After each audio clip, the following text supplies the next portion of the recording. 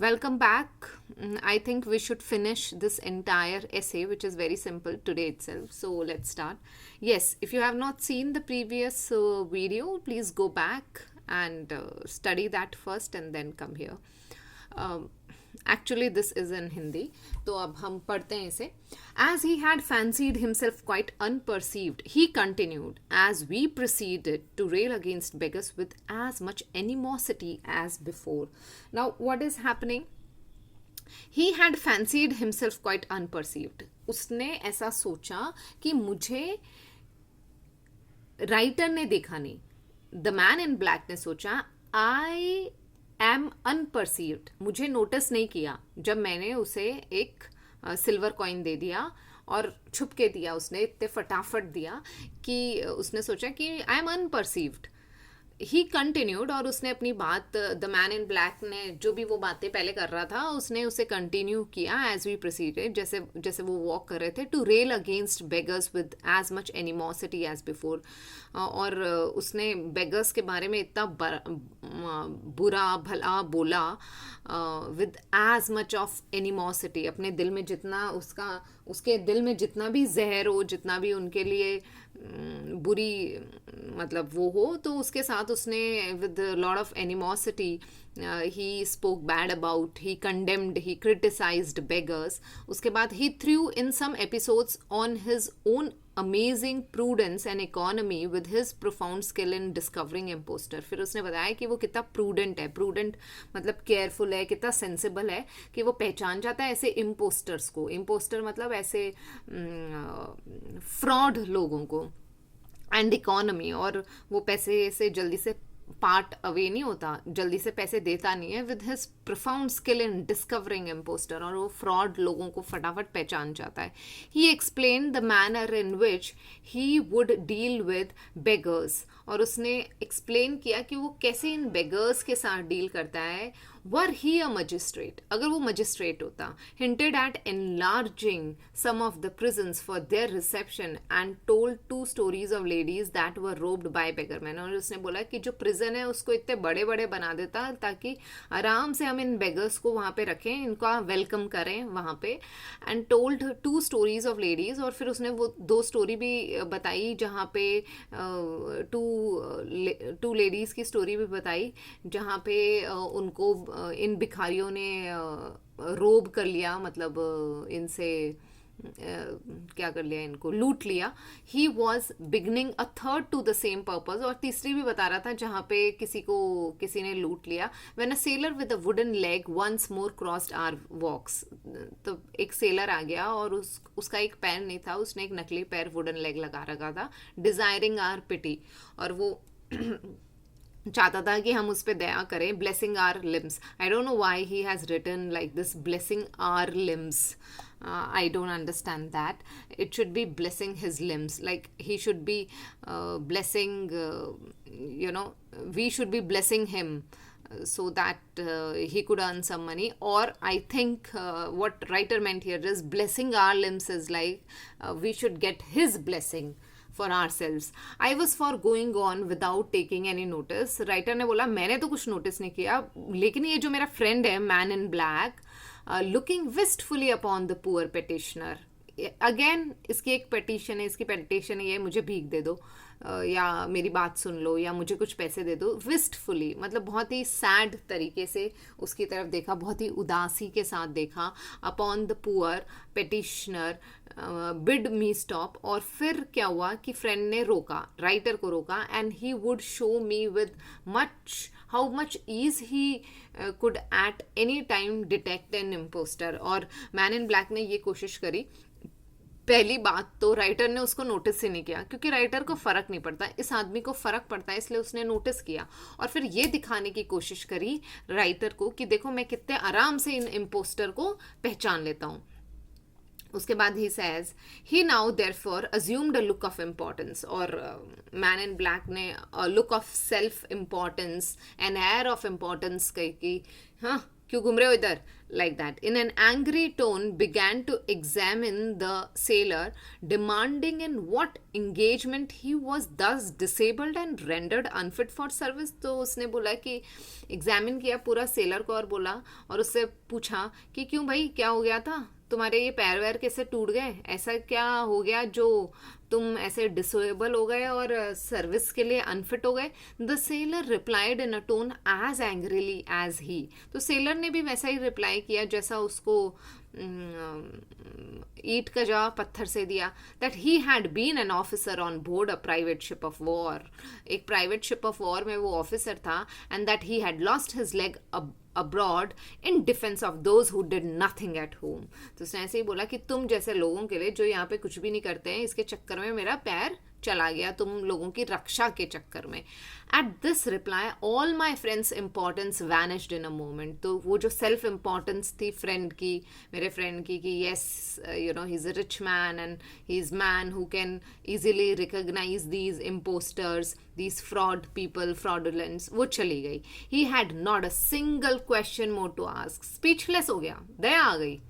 He now only studied what method he should take to relieve him unobserved. अब उसने कोशिश करी कि अब वो ऐसा कौन सा मेथड अप्लाई करे जिसमें वो अनऑब्जर्व्ड उसकी हेल्प कर ले. What does that mean? इसका मतलब है he now only studied what method he should take to relieve him.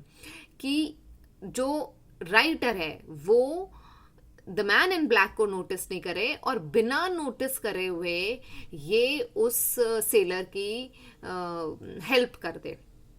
Okay, so he wanted to help him unobserved by a writer. अब क्या होता है, he had however no easy part to act. अब कुछ easy तरीका तो है नहीं. As he was obliged to preserve the appearance of ill nature before me and yet relieve himself by relieving the sailor. अब ये हो गया catch-22 situation, do and die situation, कि मेरे को ये भी शो करना है कि मैं इल नेचर्ड हूँ, मैं इन सब बातों में नहीं आता और हेल्प नहीं करते हैं ऐसे फ्रॉड इम्पोस्टर पीपल की, लेकिन मुझे इसकी हेल्प भी करनी है क्योंकि अंदर से तो दया आ रही है.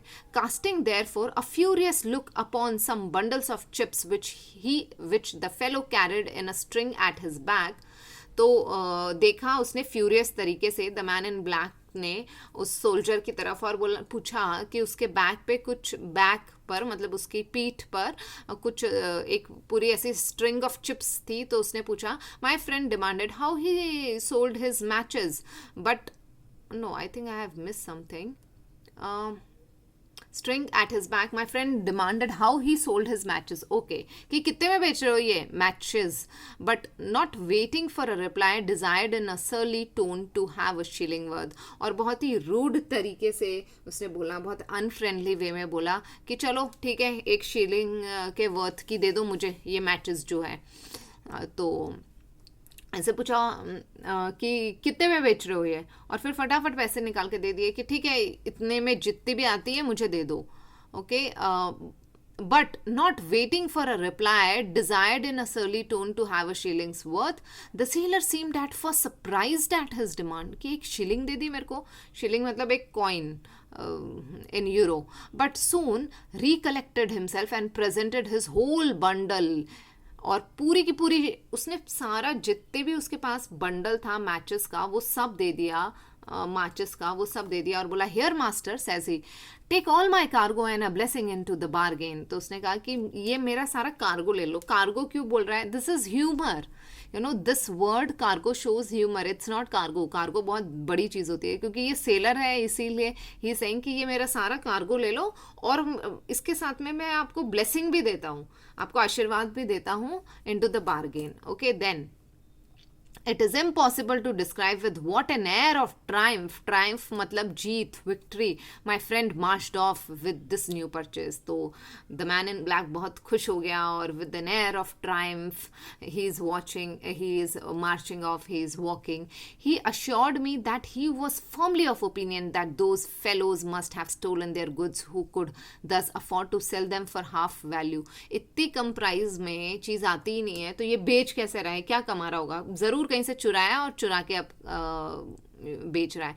He informed me of several different uses of which those chips might be applied. लेकिन उसने बोला लेकिन ये मेरे बहुत काम किए, मैं बहुत कंजूस हूँ, मुझे आधे पैसे में मिल गई और मुझे क्या चाहिए. He expected largely upon the saving that would result from lighting candles with a match instead of thirsting them into the fire. तो उसने फिर उसे एक्सप्लेन किया, डिटेल में बताया, एक्सपेक्टेटेड मतलब डिटेल में बताया कि वो कैसे इस मैच को यूज़ कर सकता है अपनी कैंडल जलाने में, क्योंकि कैंडल को अगर डायरेक्ट फायर में डाल के जलाएगा तो मोम पिघलता जाएगा और उससे वेस्टेज होता है.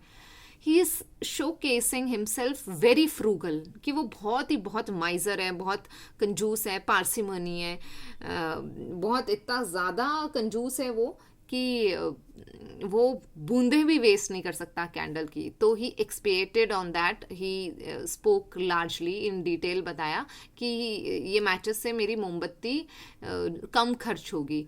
ही averred that he would as soon have parted with the tooth as his money to those vagabonds. तो उसने ये मतलब एलिज किया, ये उसने बताने की कोशिश करी कि वो मतलब उसने कन्फर्मेशन के साथ असर्टेड एवर्ड, मतलब he asserted that he would as soon have parted with the tooth as his money to those vagabond. जैसे दांत किसी को देना कितना मुश्किल है, दांत उखाड़ना, मतलब ऐसा आपके अंदर बसा हुआ है. तो वो बोलता है मनी भी मेरा ऐसा पार्ट है, मनी दे देना ऐसे वेगावाउंड को, मतलब आवारा लोगों को इस तरीके से है जैसा कि आप अपना टूथ दे देना. तो वो मेरे लिए पॉसिबल नहीं है unless for some valuable consideration. जबकि ऐसा नहीं हो कि मुझे कोई वैल्यूबल कंसिडरेशन हो कि हाँ इसमें मेरा ज़्यादा फायदा है.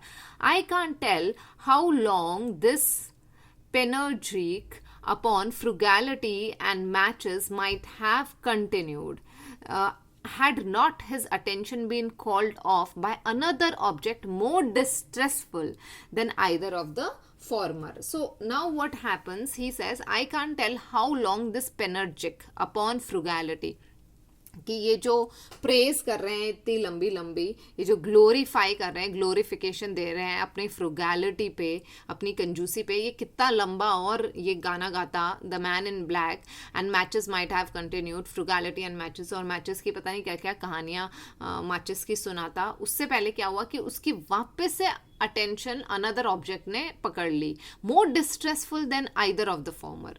और वो ज़्यादा डिस्ट्रेसफुल थी, जो अभी तक दो लोग मिले थे उससे भी ज़्यादा डिस्ट्रेसफुल. अब कौन सी, और अब क्या हो गया, अ वुमेन इन रैग्स, एक वुमेन फटे हाल में, फटे कपड़े पहने हुए, with one children in her arms and another on her back, एक बच्चा हाथ में एक बच्चा पीठ पे, was attempting to sing ballads but with such a mournful voice that it was difficult to determine whether she was singing or crying.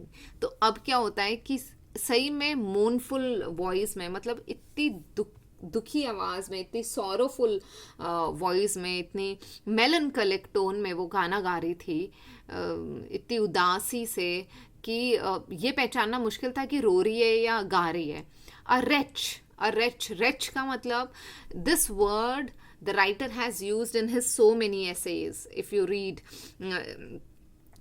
read his The Citizen of the World, ये आपको बहुत सारे essays में ये word मिलेगा. ये word आपको I think बू टिप्स में भी मिल जाएगा, नेशनल प्रेजुडिस में भी मिल जाएगा. wretch का मतलब होता है unhappy people who are poor, who are unhappy. So what this woman is wretch, a wretch who is in the deepest distress, still aimed at good humor. Imagine कोई इतना दुखी है और फिर भी खुश रहने की कोशिश कर रहा है. Was an object my friend was by no means capable of withstanding. मतलब ये एक ऐसा उसका कंडीशन था जो मेरा फ्रेंड विथस्टैंड नहीं कर सकता था, झेल ही नहीं सकता था. So what happened, he was overwhelmed with her condition.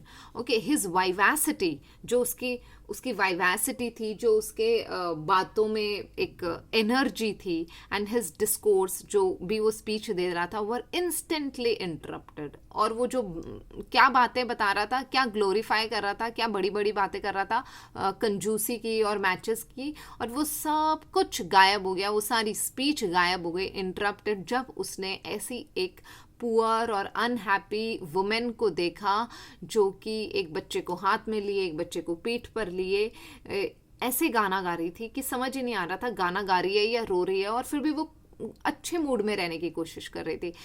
Okay, upon this occasion, his very dissimulation had forsaken him. So now what happens? ये his dissimulation मतलब his concealment, जो वो छुपाने की कोशिश कर रहा था, वो अब उसका जो real behavior है वो उसे छोड़ के चला गया. मतलब he has become unguarded now. अब क्या होता है? Even in my, just a minute, even in my presence, he immediately applied his hands to his pockets. अब उसने क्या किया? अपने हाथ immediately, okay, even in my presence, he was so overwhelmed. उसने अब ये छुपने की और अब बात को छुपाने की कोशिश नहीं करी. ठीक है, उसने राइटर के सामने ही अपना हाथ डाला अपने पॉकेट में in order to relieve her. But guess his confusion when he found he had already given away all the money he carried about him to former objects. Okay, तो इससे पहले कि उसे ये पता चले, उसने रियलाइज़ किया कि जितना भी उसके पास पैसा था ये पहले के लोगों को दे चुका है. The misery painted in the woman's visage. Visage का मतलब फेस होता है. If you watch my videos regularly you should remember कि विसाज वर्ड का मीनिंग आपको स्कूल में ही आना चाहिए. स्कूल में 9th स्टैंडर्ड में ही आना चाहिए आपको. So it's that common word. You should not forget it.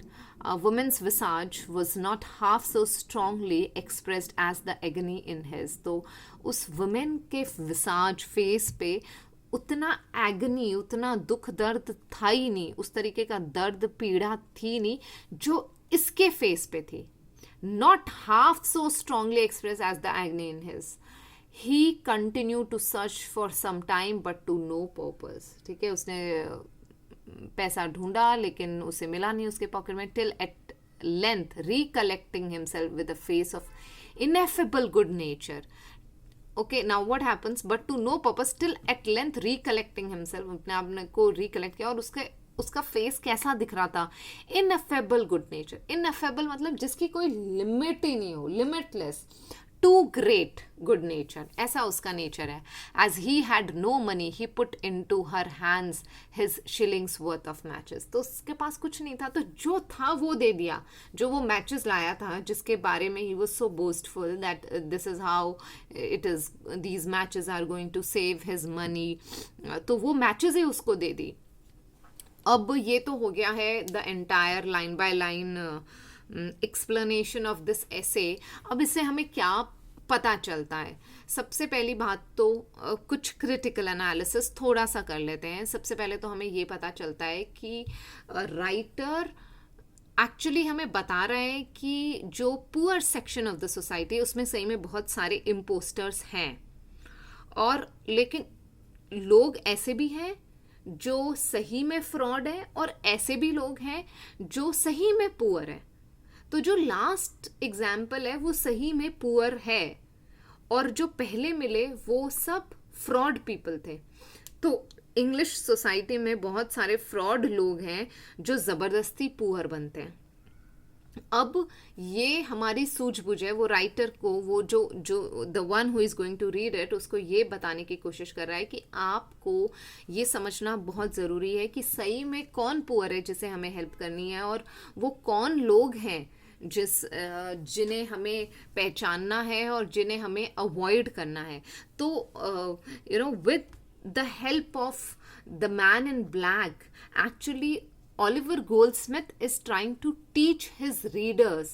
It is actually little didactic in its tone. वो बताने की कोशिश कर रहा है कि आपको पहचानना है कि इंग्लिश सोसाइटी में किस तरीके के लोग हैं. इस तरीके के फ्रॉड पीपल हैं जो सही में पुअर नहीं है लेकिन वो अपने आप को पुअर दिखाते हैं. ओके, और जिस आदमी को उन्होंने बिल्कुल ही क्या बोलेंगे, बहुत ही स्टोन हार्टेड दिखाया है, कोशिश करी है स्टोन हार्टेड दिखाने की. वो स्टोन हार्टेड कैरेक्टर दिखाने का मतलब ही ये था कि वो इस ऐसे में ह्यूमर ऐड कर सके. So there is a lot of humor in this essay, and this humor actually binds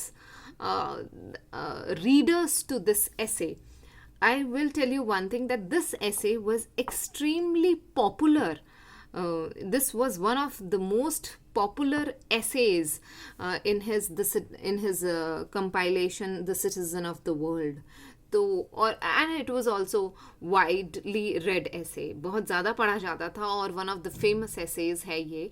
आप खुद फील करेंगे कि कितना अच्छा ह्यूमर है इसमें, कितने अच्छी तरीके से राइटर हमें बता रहा है. बट एक प्रॉब्लम जो रीडर्स पहचान पाते हैं वो ये कि हमारा the man in black, okay, जो एक्चुअली नहीं पहचान पा रहा है कि कौन सही में पुअर है और कौन पुअर नहीं है, वैसा हमें नहीं करना है. हमें we have to we should be able to identify who are those people who actually need our help. So this is the equation here. अब दूसरी बात ये कि the man in black is actually black from outside but he has golden heart inside. Okay, he is actually not man in black, he is not a black man. So that's what the writer showcases in this essay. I hope you loved it. If you loved it, please like the video. जब आप like करते हैं तो मुझे पता चलता है कि content is good, content आपको पसंद आ रहा है, and it actually encourages me to make more videos. तो अगर आप चाहते हैं कि मैं और videos बनाऊं तो मुझे बताइए कि मुझे आपको मैं किस पे वीडियो बनाऊं. मैं ज़रूर कोशिश करूँगी. और and please do comment in comment section given below. Thank you for listening.